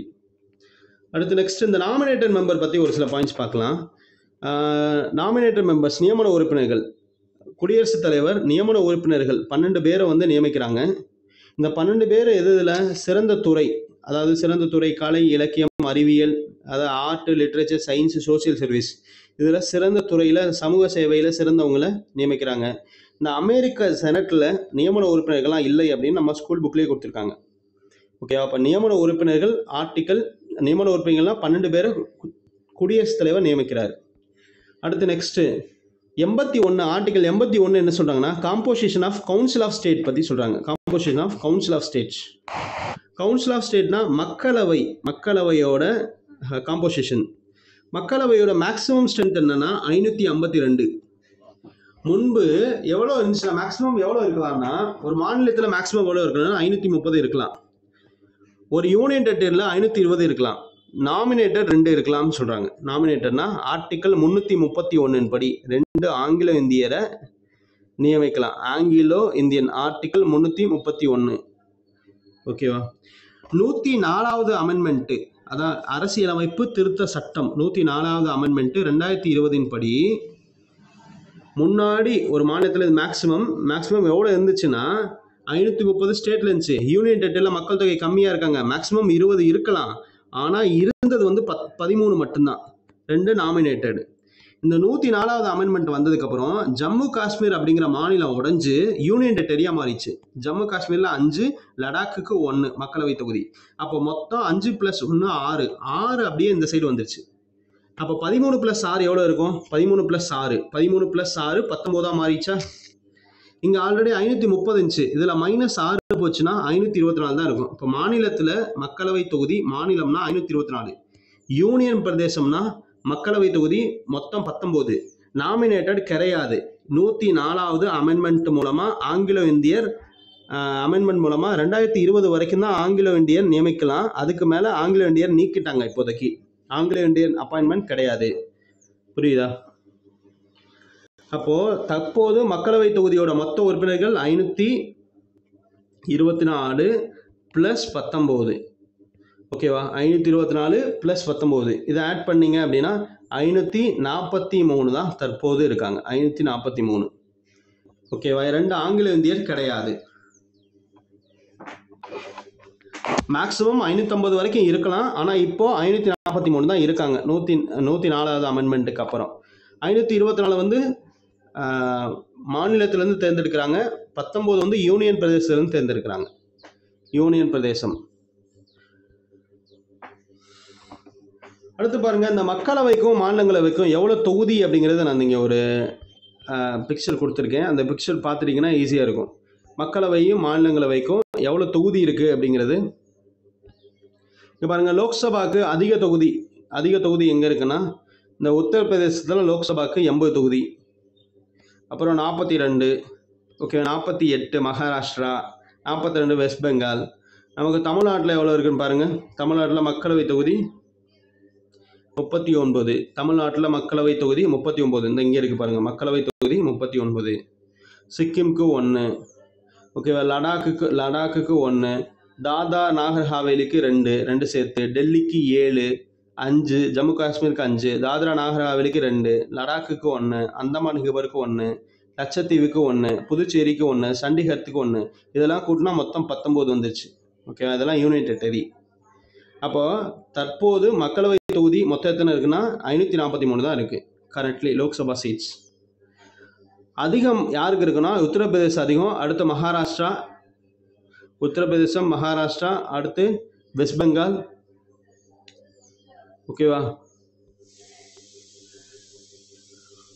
ஃபாலோ பண்ணுங்கள். அடுத்து பீகாருக்கு 40 அதிகமான மக்களவை தொகுதி. தமிழ்நாட்டுக்கு 39.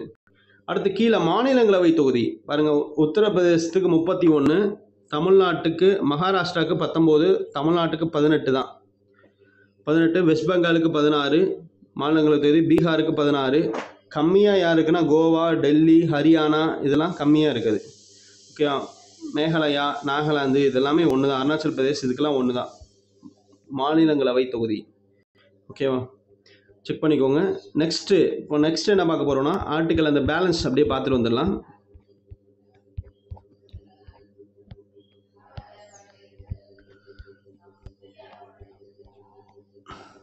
இந்த ஆர்டிக்கல் 82 என்னன்னு பார்த்தோம். ஆர்டிக்கல் 82 என்னன்னா, ஒவ்வொரு மக்கள் தொகை கணக்கெடுப்பிற்கு பிறகு துறை மறுசீரமைப்பு பற்றி சொல்கிறாங்க. Readjustment after each census. ஒவ்வொரு மக்கள் தொகை கணக்கெடுப்பிற்கு பிறகு துறை மறுசீரமைப்பு பற்றி சொல்கிறாங்க. அடுத்து இந்த பாராளுமன்ற அவைகளின் பதவிக்காலம் பற்றி சொல்கிறாங்க. இது ரொம்ப முக்கியம். இந்த ஆர்டிக்கல் பார்த்துக்கோங்க. பாராளுமன்ற அவைகளின் பதவிக்காலம் அப்படின்னா ஆர்டிக்கல் 83 பாராளுமன்ற அவை.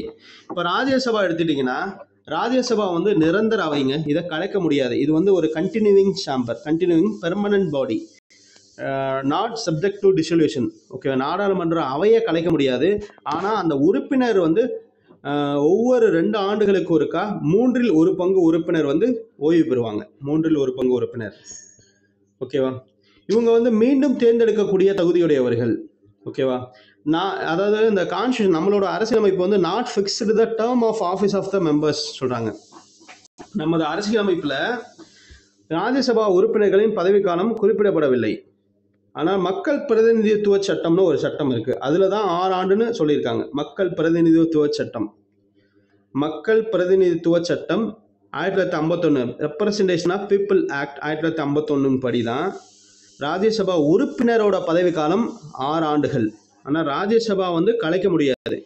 ஒவ்வொரு 2 ஆண்டுகளுக்கு ஒரு முறை 1/3 உறுப்பினர்கள் ஓய்வு பெறுவாங்க அப்படின்னு சொல்றாங்க. அடுத்து மக்களவையின் பதவிக்காலம் பத்தி பார்க்கலாம். Duration of Lok Sabha. இந்த பதவிக்காலம் பத்தி சொல்றக்கூடிய ஆர்டிகல் 83. மக்களவை மாநிலங்களவை ரெண்டுக்குமே ஆர்டிகல் 83. முதல் கூட்டம் ராஜ்யசபா போல இது நிரந்தர அவை இல்லை, இதை ஈஸியாக கலைக்கலாம். லோக்சபாவின் பதவிக்காலம் முதல் கூட்டத்திலிருந்து 5 ஆண்டுகள்னு சொல்றாங்க, 5 years. அதுக்கு 6 ஆண்டுகள், உறுப்பினர்களின் பதவிக்காலம் 6 ஆண்டுகள் அப்படின்னு முன்னாடி பார்த்தோம். நெக்ஸ்ட், எந்த நேரத்திலும் குடியரசுத் தலைவரால் லோக்சபா பதவிக்காலம் முடியும் முன்பு கலைக்கப்படலாம் அப்படின்னு சொல்றாங்க. பதவிக்காலம் முடியும் முன்பே கலைக்கப்படலாம் அப்படின்னு சொல்றாங்க. நெக்ஸ்ட், தேசிய அவசர நிலையின் போது 1 வருடம் பதவிக்காலத்தை நீட்டிக்கலாம். லோக்சபாவோட பதவிக்காலம் 1 வருடம் நீட்டிக்கலாம். தேசிய அவசர நிலை முடிந்ததுக்கு அப்புறம் 6 மாதங்களுக்கு பிறகு காலாவதியாகிவிடும். 6 மாதங்களுக்கு மேல செல்லாது அப்படின்னு சொல்றாங்க இந்த பதவிக்காலம். அடுத்த ஆர்டிகல் 84. பாராளுமன்ற உறுப்பினர்களின் தகுதிகள் பத்தி சொல்றது. தகுதிகள், அவர் இந்திய குடிமகனாக இருக்கணும். பாராளுமன்ற உறுப்பினரின் தகுதிகள், தேர்தல் ஆணையத்தால் அங்கீகரிக்கப்பட்ட நபருக்கு முன்பாக அவர் ஒரு உறுதிமொழி எடுக்கணும். அடுத்து ராஜ்யசபானா 30 வயசு இருக்கணும், லோக்சபானா 25 வயசு இருந்தால் போதும். பாராளுமன்ற பரிந்துரைக்கப்பட்ட பிற தகுதிகளை பெற்றிருக்கணும்னு சொல்றாங்க. இது ஸ்கூல் புக்ல கொடுத்துருக்காங்க. இப்போ பாருங்க, ராஜ்யசபாவுக்கு 30 வயசு இருக்கணும். ராஜ்யசபாவுக்கு 30 வயசு. அடுத்து இந்த மக்கள் பிரதிநிதித்துவ சட்டம் இங்க இருக்கு பாருங்க. மக்கள் பிரதிநிதித்துவ சட்டம் ஈஸியா புரியும். நாட்டின் குடிமகனாக இருக்கணும். மக்கள் பிரதிநிதித்துவ சட்டம் மாநிலங்களவைக்கு தேர்ந்தெடுக்கப்பட விரும்பும் ஒரு நபர் அந்த மாநிலத்தின் நாடாளுமன்ற தொகுதியில் வாக்காளராக இருக்கணும்னு சொல்றாங்க. மக்கள் பிரதிநிதித்துவ சட்டம் படி சொல்றாங்க. ஆனால் ராகுல் காந்தி கேரளாவில் போட்டியிடுறாரு. அவருக்கு வாக்கு டெல்லியில தான் இருக்கு. அவருக்கு வீடும் டெல்லியில தான் இருக்கு. கேரளாவில் எப்படி போட்டிடுறாருன்னா, 2003 மக்கள் பிரதிநிதித்துவ சட்டத்தை திருத்திட்டாங்க. நம்ம ஆளுங்க நமக்கு தகுந்த மாதிரி சட்டத்தை திருத்திப்பாங்க. ஓகேவா? திருத்திட்டாங்க. அதனால யாரு எங்க வேணாலும் போட்டிடலாம். இப்போ ராமநாதபுரத்தில் OPS போட்டிடுறாருல, அந்த மாதிரி. ஓகே, ஏன்னா அவருக்கு ஓட்டு தேனியில தான் இருக்கு. ஆனால் அவர் அங்கே போட்டிடுறாரு. எங்க வேணாலும் போட்டிடலாம் அப்படின்னு சொல்றது. ஓகே, மக்கள் பிரதிநிதித்துவ சட்டத்தை திருத்திட்டாங்க, திருத்த சட்டம். அடுத்த ஆர்டிகல் 85. பாராளுமன்ற கூட்டம் ஒத்திவைப்பு கலைப்பு. மக்களவையை கலைக்கலாம். மக்களவையை கலைக்கக்கூடிய ஆர்டிகல் 85. இதை ஒரு டைம் கொஸ்டின்ல கேட்டிருக்காங்க. மக்களவையின் கலைப்பு, டிசொல்யூஷன் ஆஃப் லோக்சபா அப்படின்னு சொல்லுவாங்க. அடுத்து 86 என்ன சொல்றாங்கன்னா, பாராளுமன்ற இரு அவைகளிலும் குடியரசுத் தலைவர் உரை நிகழ்த்தலாம். ஃபர்ஸ்ட் பாராளுமன்ற இரு அவையும் கூடும்போது ஃபர்ஸ்ட் மீட்டிங் அட்ரஸ் பண்றாரு. ஃபர்ஸ்ட் மீட்டிங்ல உரை நிகழ்த்தலாம் குடியரசுத் தலைவர். 86 அருமையா உரை நிகழ்த்துவாரு அப்படின்னு பாத்துக்கோங்க. இல்ல 8 உரை அருமையா நிகழ்த்துவாரு. அடுத்து குடியரசுத் தலைவரோட சிறப்புரைனா 87. குடியரசுத் தலைவரின் சிறப்புரை, ஸ்பெஷல் அட்ரஸ். கூட்டம் நடைபெற்று கொண்டிருக்கும் போது ஏதாவது ஒரு சிறப்பு உரை, திடீர்னு எல்லாரும் இருங்கப்பா நான் உரை வாசிக்கிறேன் அப்படின்னு சொல்லி ஏதாவது வாசிக்கலாம். அடுத்த ஆர்டிகல் 88 என்ன சொல்றாங்கன்னா, rights of ministers and attorney general in respect house. அதாவது அமைச்சர் மற்றும் அட்டார்னி ஜெனரலோட உரிமைகள் பத்தி சொல்றதுதான் ரைட்ஸ். அப்புறம் பாராளுமன்ற அலுவலர்கள் பத்தி 89 மாநிலங்களவை சேர்மன் மற்றும் துணை சேர்மன் பத்தி சொல்லும். அடுத்து 90 என்ன சொல்றாங்கன்னா, மாநிலங்களவை சேர்மன் மற்றும் துணை சேர்மனோட பதவி நீக்கம் ரிமூவல்.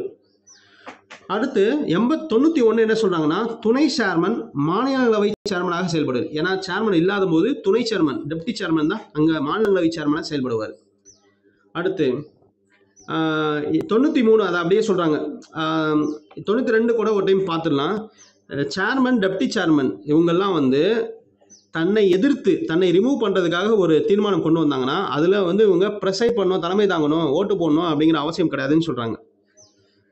93 என்ன சொல்றாங்கன்னா, மக்களவை சபாநாயகர் மற்றும் துணை சபாநாயகர் பத்தி சொல்லக்கூடிய 93 மக்களவை. இதெல்லாம் ஜஸ்ட் லைட்டா பார்த்துக்கோங்க போதும்.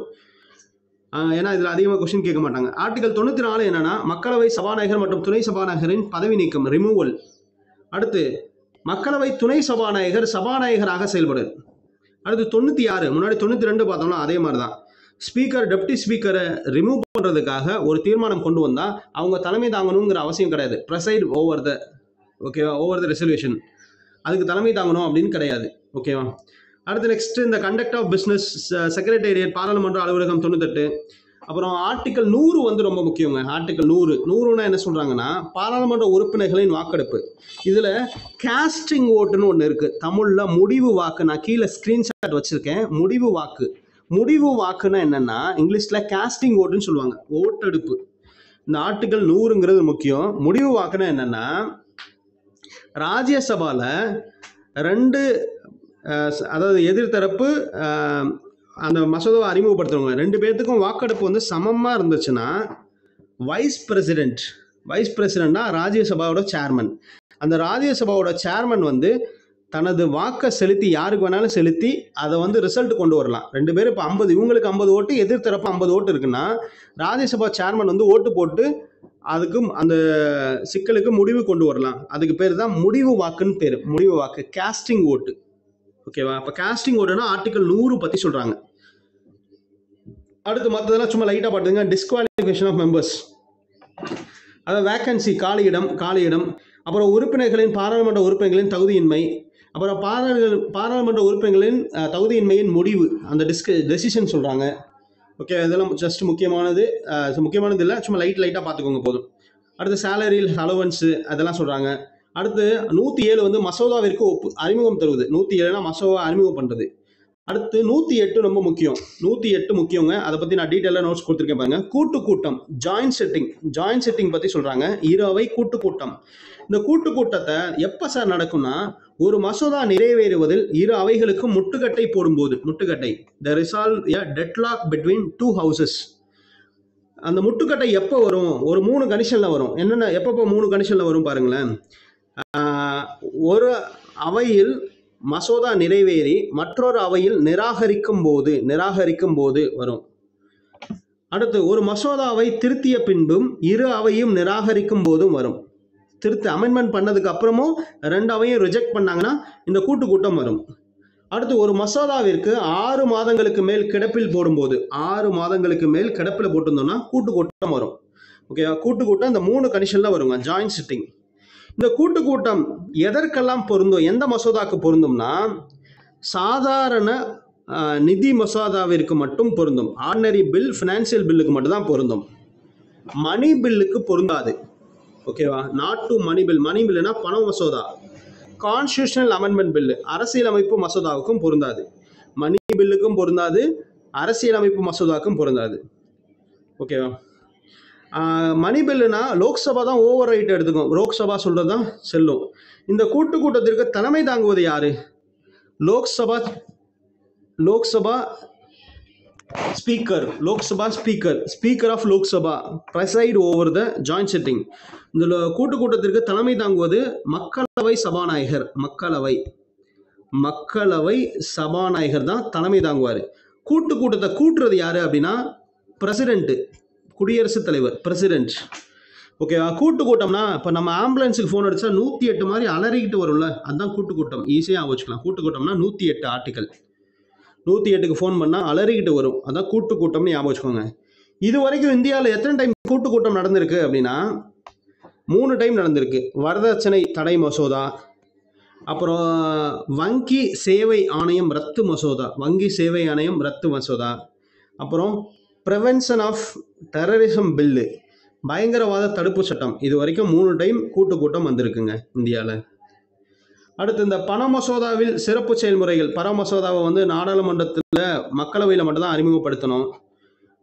குடியரசுத் தலைவரின் முன் அனுமதி பெறணும். இதை பற்றிலாம் பண மசோதா பற்றி சொல்கிறாங்க. 109, 110 பண மசோதா பற்றி சொல்லுவாங்க. 109, 110 மணி பில். அப்புறம் ராமம் போட்டது மாதிரி மசோதாவுக்கு ஒப்புதல் தரணும். யார் ஒப்புதல் தருவா? 3 ராமம் போட்டால் ஒப்புதல் தருவாங்கன்னு அர்த்தம். 3னா 111, 3 ராமம் போடுறது. ஓகேவா? மசோதாவிற்கு ஒப்புதல் குடியரசுத் தலைவர் தான் ஒப்புதல் தருவார். குடியரசுத் தலைவர். ஓகேவா? இதெல்லாம் சும்மா லைட்டாக வச்சுக்கோங்க. முக்கியமான ஆர்டிகல் 102 கூட்டம் பற்றி பார்த்தாச்சு. கூட்டத்தில் யார் தலைமை தாங்குவா? மக்களவை சபாநாயகர். யார் கூட்டத்தை கால் பண்ணுவா, அழைப்பு விடுப்பா? யார்? பிரசிடென்ட். அடுத்து நெக்ஸ்ட் ப்ரொசீஜர் 112 ஆண்டு நிதிநிலை அறிக்கை. இது சும்மா லைட்டாக பார்த்துக்கோங்க. பட்ஜெட் பற்றி சொல்கிறாங்க. ஆண்டு நிதிநிலை அறிக்கை. அப்புறம் ப்ரொசீஜர் எஸ்டாப்ளிஷ்மெண்ட், வந்து நடைமுறை விதிகள் அப்படின்னா ப்ரொசீஜர், ரூல்ஸ் ஆஃப் ப்ரொசீஜர்னா ஆர்டிகல் 118. அடுத்து 120 ரொம்ப முக்கியங்க. பாராளுமன்றத்தில் பயன்படுத்தும் மொழி பற்றி சொல்லக்கூடியது 120, article 120. Language to be used in parliament. இது 12th புக்கில் அப்படியே கொடுத்துருக்காங்க, நான் ஸ்க்ரீன்ஷாட் வச்சுருக்கேன். ஹிந்தி அண்ட் இங்கிலீஷ் அஃபிஷியல் லாங்குவேஜாக யூஸ் பண்ணுறாங்க. அதை பற்றி சொல்லக்கூடிய ஆர்டிகல் வந்து 120 கீழே இருக்க பாருங்க. நாடாளுமன்றத்தின் அலுவலக மொழியாக ஆங்கிலமும் இந்தியும் இருக்கும் என்று அரசு அமைப்பு உறுப்பு 120 கூறுகிறது. அப்போ எந்த ஆர்டிகல் வந்து அலுவலக மொழி பற்றி சொல்லுதுன்னா 120. புரியுதா? அலுவலக மொழி பற்றி சொல்றது 120. அடுத்து 121 என்ன சார் சொல்றாங்க? இதெல்லாம் சும்மா லைட்டாக பார்த்துக்கோங்க. 123 ரொம்ப முக்கியங்க. 123 அதாவது பாராளுமன்ற கூட்டத்தொடர் இல்லாத போது குடியரசுத் தலைவர் அவசர சட்டத்தை பிறப்பிக்கலாம். Ordinance power of president to promulgate ordinance during the recess of parliament அப்படின்னு சொல்றாங்க. கூட்டம் இல்லாத போது ஓகேவா ஒரு அவசர சட்டத்தை பிறப்பிக்கலாம் அப்படின்னு சொல்லக்கூடிய ஆர்டிகல் குடியரசுத் தலைவர்னா 123 வரும். இதே கவர்னர்னா ஸ்டேட் கவர்மெண்ட்ல வரும். ஸ்டேட் கவர்மெண்ட் பத்தி நம்ம அடுத்து பார்க்கலாம். கவர்னர்னா 213 வரும். 213 அப்படியே திருப்பி போடணும். 213 குடியரசுத் தலைவர்னா 123, கவர்னர்னா 213. ஓகேவா? சரி பாருங்க, அடுத்து இந்த மணி பில் பத்தி கொடுத்துருக்காங்க. மணி பில், ஆர்டினரி பில், இது ஒரு 7 பாயிண்ட் கொடுத்துருக்காங்க. ஸ்கூல் புக்ல கொடுத்துருக்காங்க. அது மட்டும் அப்படியே ஒரு டைம் ரீகால் பண்ணிக்கோங்க. இப்போ மணி பில்லுனா மக்களவையில் மட்டும்தான் அறிமுகப்படுத்த முடியும். சாதாரண பில்லை எங்க வேணாலும் அறிமுகப்படுத்தலாம். அமைச்சர் மட்டுமே மணி பில்லை அறிமுகப்படுத்தலாம். சாதாரண மசோதா அமைச்சர் மற்றும் எந்த ஒரு உறுப்பினராலும் அறிமுகப்படுத்தலாம். குடியரசுத் தலைவரின் பரிந்துரை வேணும். சாதாரண பில்லுக்கு தேவையில்லை. ஓகேவா? மாநிலங்களவை திருத்தவோ நிராகரிக்கவோ முடியாது. இதை மாநிலங்களவை திருத்தவோ நிராகரிக்கவோ முடியலாம். அதாவது சாதாரண மசோதாவை திருத்தலாம், நிராகரிக்கலாம். மாநிலங்களவை என்ன பரிந்துரை செய்தோ அதை வந்து ஏற்றுக்கலாம், ஏற்றுக்காமலேயும் இருக்கலாம். மக்களவை 14 நாட்களுக்குள்ள திருப்பி அனுப்பணும் மாநிலங்களவை. ஓகேவா? எந்த முடிவும் எடுக்காமல் 6 மாதம் வரைக்கும் நிறுத்தி வைக்கலாம். 6 மாதத்துக்கு மேலே போனால் ஜாயின்ட் சிட்டிங் வரும்னு முன்னாடியே பார்த்துருந்தோம். ஓகேவா? இந்த முக்கியமான பாயிண்ட்ஸ் மட்டும் மக்களவை மாநிலங்களவை பற்றி பார்த்துக்கோங்க. மக்களவை மாநிலங்களவையில் இந்த பண மசோதா, சாதாரண மசோதா இங்கிலீஷில் இங்கே கொடுத்துருக்கேன். அப்படியே ஒரு டைம் ரீட் அவுட் பண்ணிக்கோங்க. ஸ்கூல் புக்கில் உள்ள ஸ்க்ரீன்ஷாட் அது. அடுத்து பாருங்கள், இந்த அதிகாரத்தின் வகைகள் மத்திய பட்டியலில் என்னென்ன எக்ஸாம்பிள்ஸ் இருக்குது அது மட்டும் ஸ்கூல் புக்கில் கொடுத்துருக்காங்க. அதனால் பொதுப்பட்டியலில் கல்வி, விவசாயம், வனத்துறை, கலப்படம், மாநில பட்டியலில் விவசாயம், காவல்துறை, சிறைச்சாலை இதெல்லாம் இருக்குது. விவசாய நிலங்களை தவிர சொத்து பரிமாற்றம் தான் பொதுப்பட்டியல். விவசாயம்னா மாநில பட்டியலில் தான் இருக்குது. பாதுகாப்பு, அணுசக்தி இதெல்லாமே, வங்கி சேவை, ரயில்வே, அஞ்சல் இதெல்லாம் மத்திய பட்டியல். ஓகேவா? மத்திய பட்டியல், மாநில பட்டியல், அது union list, state list, concurrent list பார்த்துக்கோங்க. நெக்ஸ்ட் என்ன பார்க்க போகிறோம்னா, இது நம்ம பார்த்தாச்சு. மக்களவை மாநிலங்களவை தொகுதி பங்கீடு. அப்புறம் அந்த முடிவு வாக்கை பற்றி சொல்லியிருந்தோம். மாநிலங்களவையில் சட்ட மசோதாவின் மீது நடைபெற்ற வாக்கெடுப்பு சமநிலையில் இருந்துச்சுன்னா, ஈக்குவலாக இருந்துச்சுன்னா, ஆர்டிகல் 100 படி துணை குடியரசுத் தலைவர் சேர்மன் ஆஃப் ராஜ்யசபா ஓட்டு போடுவார். அதுக்கு பேர் தான் காஸ்டிங் ஓட்டு, முடிவு வாக்கு. ஓகேவா? இது மாதிரி ஸ்கூல் புக்கில் உள்ள பாஸ் கொஷினும் ஒரு டைம் பார்த்துக்கோங்க.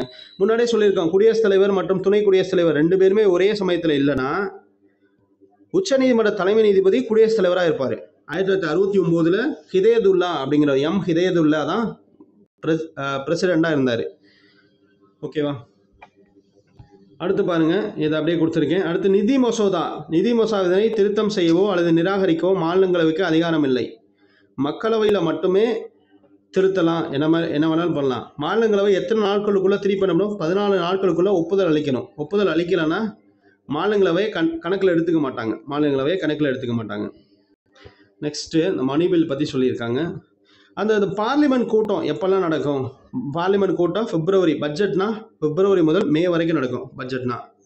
அடுத்து மழைக்கால கூட்டத்தொடர்னா ஜூலை முதல் செப்டம்பர் வரைக்கும் நடக்கும். குளிர்கால கூட்டத்தொடர்னா நவம்பர் முதல் டிசம்பர் வரைக்கும் நடக்கும் கூட்டத்தொடர். பாருங்க. நெக்ஸ்ட்டு இதில் இந்த கொஷின் பற்றி பார்க்க போகிறோம். நீங்கள் எவ்வளோ தான் படித்தாலும் லாஸ்ட்டில் ப்ரீவியஸ் இயர் கொஷின் பார்க்குறது தான் நமக்கு முக்கியம், ரொம்ப முக்கியம். இந்த கொஷின் பார்த்துருங்க. நான் இந்த பிடிஎஃப்பும் உங்களுக்கு ஷேர் பண்ணுறேன், கொஷினையும் பார்த்துருங்க. இந்த கொஷின் பாருங்கள், மத்திய பொதுப்பணியாளர் தேர்வாணையத்தின் தலைவர் மற்றும் உறுப்பினர்களை நியமனம் செய்வது யார்? பிரசிடென்ட். ஓகேவா? நம்ம எவ்வளோ தான் படித்தாலும் ப்ரீவியஸ் இயர் கொஷின்ஸ் பார்த்தா தான் நமக்கு ஒரு ஐடியா வரும். ஓகேவா? அடுத்த கொஷின் பாருங்கள், எத்தனை உறுப்பினர்களை குடியரசுத் தலைவர் மாநிலங்களவைக்கு நியமிக்கிறார்? 12 உறுப்பினர்களை சொல்கிறாங்க. 12 உறுப்பினர்களை. அடுத்து இந்திய அரசியலமைப்பில் 63 ஆர்டிகல் 63 எதை குறிக்கிறதுன்னு கேட்குறாங்க. Article 63 of the Indian constitution refers to what? Vice president. ஓகேவா? ஒவ்வொரு ஆர்டிகலுமே நம்ம கொடுத்துருக்க ஆர்டிகல் எல்லாமே கொஸ்டின்ஸ் கேட்குறாங்க, ப்ரீவியஸ் இயர் கொஸ்டின்ல கேட்குறாங்க, கொஞ்சம் செக் பண்ணிக்கோங்க. அடுத்து இந்த கொஸ்டின் பாருங்க. குடியரசுத் தலைவர் மற்றும் அமைச்சரவை குழுக்களுக்கு இடையே உள்ள உறவுகளை எந்த பிரிவுகள் விவரிக்கிறது? அமைச்சரவைனா 74, 75, 78 இதை பற்றி தானே சொல்கிறாங்க. 78னா அந்த பிரதமரோட கடமைகள் மற்றும் தகுதிகள் பற்றி சொல்லியிருப்பாங்க. அடுத்து, இந்தியாவில் குடியரசுத் தலைவரை தேர்ந்தெடுக்க எந்த வாக்களிப்பு முறை கையாளுகிறாங்க? Secret ballot. சீக்ரெட் பேலட்னா பேலட் அப்படின்னா ரகசிய வாக்குமுறை, வெளிப்படையான வாக்கு கிடையாது. அடுத்து, இந்தியாவின் முதல் பெண் ஜனாதிபதி யாரு? நமக்கு தெரியும், இது ஜிகே கொஸ்டின். பிரதிபா தேவிசிங் பாட்டில் பெண் ஜனாதிபதி. அடுத்து, இந்தியாவின் முதல் குடியரசுத் தலைவர் நமக்கு தெரியும், இதெல்லாம் ஜிகே கொஸ்டின், ராஜேந்திர பிரசாத். அடுத்து, இந்த ஜாகிர் ஹுசேன் இருக்கார்ல, 67லேருந்து 69 வரைக்கும் பிரசிடண்டாக இருந்திருப்பாரு. இந்த ஜாகிர் ஹுசேன் இறந்திருப்பாரு. அப்போதைக்கு வைஸ் பிரசிடண்டாக விவி கிரி இருப்பாரு. விவி கிரி வந்து இந்த பிரசிடண்டாக போட்டியிடலான்னு இந்த பதவியை ராஜினாமா பண்ணியிருப்பாங்க. அப்போ இவரும் இல்லை, பிரசிடண்டும் இல்லை, வைஸ் பிரசிடண்டும் இல்லை. அப்படிங்கிறதுனால Hidayatullah 1969 Hidayatullah chief justice of India அவங்க வந்து குடியரசுத் தலைவராக, ஆக்டிங் குடியரசுத் தலைவராக இருந்திருப்பாங்க. முன்னாடி பாக்ஸ் கொஸ்டின்ல பார்த்துருக்கோம். நெக்ஸ்ட் பாருங்க. பிரதம மந்திரியை நியமிப்பது யாரு? அதான் பிரதம மந்திரியை நியமிப்பது சபாநாயகர், முதலமைச்சர், குடியரசுத் தலைவர் கொடுத்துருக்காங்க. குடியரசுத் தலைவர் தான். பிரைம் மினிஸ்டர் அப்பாயிண்டட் பை, பேசிக்காக கேட்பாங்க. குடியரசுத் தலைவர் கீழ்கண்ட எந்த வாக்கு மூலம் சிங்கிள் டிரான்ஸ்ஃபரபிள் ஓட்டு? முன்னாடி சீக்ரெட் பேலட்னு கொடுத்தாங்க, இப்போ சிங்கிள் டிரான்ஸ்ஃபரபிள் ஓட்டுன்னு கொடுத்துருக்காங்க. நெக்ஸ்ட் பாருங்க. இந்திய குடியரசுத் தலைவர் தன் ராஜினாமா கடிதத்தை யாரிடம் ஒப்படைக்க வேண்டும்? வைஸ் பிரசிடென்ட் தான் கொடுக்கணும். இந்திய குடியரசுத் தலைவர் ராஜினாமா ரெசைனேஷன் லெட்டரை வந்து வைஸ் பிரசிடென்ட்டை கொடுப்பாங்க. Next question. இந்த கீழ்கண்ட ஒன்றில் எது சரியாக பொருந்தவில்லை? குடியரசுத் தலைவர்னா 35 வயசு, உச்சநீதிமன்ற நீதிபதினா 65, உயர்நீதிமன்ற நீதிபதினா 62, துணை குடியரசுத் தலைவர்னா 35 இருக்கணும், ஆனால் 30ன்னு கொடுத்துருக்காங்க. 30 வயசு ராஜ்யசபாக்கு தான், ஆனால் துணை குடியரசுத் தலைவர்னா 35 இருக்கணும். ஓகேவா? அப்போ ஆன்சர் தவறானது ஆப்ஷன் பி. தவறானது எது, சரியானது எதுன்னு கேட்குறாங்க. நெக்ஸ்ட் பாருங்க. இந்த குடியரசுத் தலைவர் பற்றி ஒரு கூற்றுக்கான கொஸ்டின் மாதிரி கொடுத்துருக்காங்க. எந்த கூற்று சரி, எந்த கூற்று தவறானது கேட்குறாங்க. குடியரசுத் தலைவர் இந்தியாவின் குடிமகனாக இருக்க வேண்டும், கரெக்டு. குடியரசுத் தலைவர் 30 வயது பூர்த்தி அடைந்தவராக இருக்கணும், இதுதான் தவறு. 35 வயசு இருக்கணும், 35 வயசு இருக்கணும். குடியரசுத் தலைவர் மக்களவை உறுப்பினர் ஆவதற்குனே தகுதி பெற்றிருக்கணும், கரெக்டு தான். குடியரசுத் தலைவர்னா மக்களவை, துணை குடியரசுத் தலைவர்னா மாநிலங்களவை, பிரதமர்னா 2 அவையிலையும் உறுப்பினராக இருக்கக்கூடிய தகுதி இருக்கணும். குடியரசுத் தலைவர் அரசாங்கத்தில் ஊதியம் பெறும் பதவியில் இருக்கக்கூடாது, ஓகேவா? கரெக்டு தான். அப்போ தவறானது எது? ஆப்ஷன் பி மட்டும் தான் தவறானது, 2 மட்டும் தான் தவறானது. நெக்ஸ்ட்டு, இது சேம் கொஸ்டின். நெக்ஸ்ட் கொஸ்டின் பாருங்க. பிரதமரின் அறிவுரையின் படியே குடியரசுத் தலைவர் அமைத்த அமைச்சர்களையும் நியமிக்கிறார் அப்படின்னு எந்த விதி கூறுதுன்னா 75ல் 1. 75ல் 1 இதெல்லாம் நம்ம நோட்ஸில் படிச்சிருக்கோம். அடுத்து பாருங்க.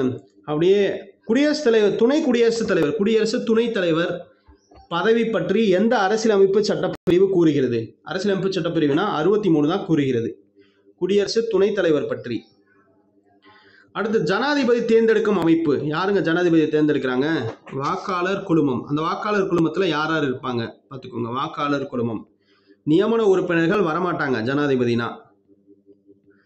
அடுத்து, அரசியலமைப்பின் எந்த விதி இந்திய குடியரசுத் தலைவருக்கு லோக்சபாவில் ஆங்கிலோ இந்தியன் சமுதாயத்தை சார்ந்த 2 உறுப்பினர்களை நியமிக்க அதிகாரம் தந்தது அப்படின்னா 331 லோக்சபா.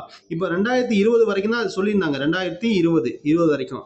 இப்போ தற்போது நீக்கிட்டாங்க, 543 மட்டும்தான் இருக்காங்க, ஆங்கிலோ இந்தியன் கிடையாது. அடுத்து நெக்ஸ்ட், இந்த குடியரசுத் தலைவர் அதிகாரம் தொடர்பான வாதம் தவறாக கருதப்படுவது எது அப்படின்னு கேட்குறாங்க. இங்கே பாருங்க, தவறானது எதுனா குடியரசுத் தலைவர் 2 அவையிலும் உரை நிகழ்த்தலாம், கரெக்டு. குடியரசுத் தலைவர் நாடாளுமன்றத்தின் 2 அவைகளுக்கு செய்திகளை அனுப்பலாம், கரெக்டு. நாடாளுமன்ற கூட்டத்தொடரை குடியரசுத் தலைவர் தலைமை தாங்குவார்னு சொல்றாங்க. கூட்டத்தொடரை இவர் தலைமை தாங்க மாட்டார். கூட்டுறது மட்டும்தான் இவரோட வேலை. கூட்டுறது மட்டும்தான் இவரோட வேலை. தலைமை தாங்கிறது வேற ஒருத்தர். தலைமை தாங்கிறது யாருங்க? மக்களவை சபாநாயகர் தலைமை தாங்கிறது. அடுத்து நெக்ஸ்ட், பின்வரும் தகுதிப்பாடுகள் குடியரசுத் தலைவராக தேர்ந்தெடுக்கப்படுவதற்கான தேவை இல்லை. ஓகேவா? பிறப்பின் அடிப்படையில் இந்திய குடிமகனாக இருக்கணும். இதுதான் தவறு. அந்த இதை அப்படியே கேட்குறாங்க பாருங்க. இந்திய குடிமகனாக இருந்தால் போதும், பிறப்பின் அடிப்படையெல்லாம் தேவையில்லை. ஓகேவா? மற்றதெல்லாம் கரெக்டு. நெக்ஸ்ட் பாருங்க, மக்களவை கூட்டங்களுக்கு தலைமை தாங்கி நடத்துபவர் யாருங்க? மக்களவை கூட்டத்துக்கு மாநிலங்களவை வைஸ் பிரசிடென்ட். மாநிலங்களவை கூட்டத்திற்கு தலைமை தாங்குபவர். அடுத்து இன்ட்ரோடக்ஷன் ஆஃப் அதாவது to introduce money bill in parliament period permission of dash needed. பாராளுமன்றத்தில் பண மசோதாவை அறிமுகப்படுத்த ஓகே பிரசிடென்ட்டோட முன் அனுமதி தேவை. பிரசிடென்ட். அடுத்து இந்த குடியரசுத் தலைவர் பற்றி கொஸ்டின் கொடுத்துருக்காங்க பாருங்க. பின் வருவனவற்றில் சரியானதை தேர்ந்தெடுக்க. குடியரசுத் தலைவர் நாட்டின் தலைவர் ஆவார் அப்படின்னு சொல்றாங்க. குடியரசுத் தலைவர் நிர்வாக அதிகாரங்கள் யாவும் குடியரசுத் தலைவரிடம் உள்ளது அப்படின்னு சொல்றாங்க. ரெண்டுமே கரெக்டு தான், சரியானது. குடியரசு மட்டுமே அனைத்து மனிதர்களுக்கான சம வாய்ப்பினையும் சமமில்லாத திறல் படைத்தவர்களுக்கு வளர்ச்சியையும் அளிக்க முடியும் அப்படின்னு சொல்றது டாக்டர் ராதாகிருஷ்ணன் சொல்லியிருக்காரு. ராதாகிருஷ்ணன். இது ப்ரீவியஸ் இயர் கொஸ்டின்ல தான் இருக்கு, ஸ்கூல் புக்ல இல்லை. ஓகேவா? இது மாதிரி நீங்க பார்த்துட்டே இருந்தீங்கன்னா ப்ரீவியஸ் இயர் கொஸ்டின்ஸ் நிறைய பார்த்தீங்கன்னா அடுத்தடுத்த கொஸ்டின்ஸ் ஈஸியாக நம்ம அட்டன் பண்ணலாம். அடுத்து துணை குடியரசுத் தலைவர் மாநிலங்களவை கூட்டங்களுக்கு தலைமை ஏற்கிறார். கரெக்டு. அவர் மாநிலங்களவையில் தேர்ந்தெடுக்கப்பட்டவர் அப்படின்னு சொல்றாங்க. மாநிலங்கள் அவையினால் தேர்ந்தெடுக்கப்பட்டவர் கிடையாது, வைஸ் பிரசிடென்ட் தான். ஆனால் மாநிலங்களவையின் பதவி வழி தலைவராக இருப்பார். அப்போ ஏ சரி, ஃபர்ஸ்ட் சரி, ரெண்டாவது தவறு. மாநிலங்களவையை தேர்ந்தெடுக்க மாட்டாங்க. ஓகேவா? ஏ சரி, ரெண்டாவது தவறு, ஆர் தவறு. அடுத்து இந்த கொஸ்டின் பாருங்க. குடியரசுத் தலைவர் மறைமுகமாக வாக்காளர் குழு மூலம் தேர்ந்தெடுக்கப்படுகிறார்கள். பின்வரும் உறுப்பினர்கள் கலந்து கொள்வதில்லை. யார் இதில் கலந்து கொள்வதில்லை அப்படின்னா தேர்ந்தெடுக்கப்பட்ட யூனியன் பிரதேசங்கள் சட்டப்பேரவை உறுப்பினர்கள். பாருங்க, தேர்ந்தெடுக்கப்பட்ட மக்களவை உறுப்பினர்கள் கலந்துக்கிறாங்க, தேர்ந்தெடுக்கப்பட்ட மாநிலங்களவை உறுப்பினர்கள் கலந்துக்கிறாங்க, தேர்ந்தெடுக்கப்பட்ட மாநில சட்டப்பேரவை கலந்துக்கிறாங்க, தேர்ந்தெடுக்கப்பட்ட யூனியன் பிரதேச சட்டப்பேரவை கிடையாது. Elected members of assembly of union பிரதேசம் கிடையாதுங்க. குடியரசுத் தலைவர்கள் கலந்து கொள்வதில்லைன்னு தான் கேட்குறாங்க. யூனியன் பிரதேசத்தில் டெல்லி மற்றும் புதுச்சேரி தான். ஆனால் இந்த கொஸ்டின் வந்து கொஞ்சம் டிஃப்ரெண்ட்டாக இருக்குது. யூனியன் பிரதேசத்தில் புதுச்சேரி மற்றும் டெல்லியில் கலந்துக்கிறாங்க தேர்ந்தெடுக்கப்பட்ட உறுப்பினர்கள். நியமன உறுப்பினர்கள்னு கொடுத்தா கரெக்டு. ஓகேவா? அடுத்த கொஸ்டின் பாருங்கள். எத்தனை நாட்களுக்கு முன்னதாக குடியரசுத் தலைவருக்கு எதிரான ராஜ துரோக விசாரணை வழங்கப்பட வேண்டும்னா 14 நாட்களுக்கு முன்னடியே சொல்லியிருப்போம். அடுத்து அனைத்து அமைச்சர்களும் பிரதமரின் ஆலோசனையின் பேரில் ஜனாதிபதி நியமனம் செய்கிறார். கீழ்கண்ட எந்த விதி? 75ல் 1. 75ல் ஆர்டிக்கல் 75ல் 1. இது மாதிரி முக்கியமான கொஸ்டின்ஸ் எல்லாமே பாருங்க. பார்த்துட்டு நீங்கள் ஸ்கூல் புக்கை ஒரு டைம், நம்ம நோட்ஸை ஒரு டைம் நீங்கள் ரிவைஸ் பண்ணிங்கன்னா ஈஸியாக இருக்கும். நமக்கு பாலிட்டி படிக்கிற மெத்தட் இது மாதிரி தாங்க. ஓகேவா? ஃபஸ்ட்டு சிலபஸ் பார்க்கணும், சிலபஸ் பேஸ் பண்ணி நோட்ஸ் பார்க்கணும், நோட்ஸ் பேஸ் பண்ணி ப்ரீவியஸ் இயர் கொஸ்டின்ஸ் பார்க்கணும். ப்ரீவியஸ் இயர் கொஸ்டின்ஸ் பார்த்தா தான் நம்ம படிக்கிற மெத்தட் கரெக்டு. இந்த மெத்தடில் நல்லா படிங்க.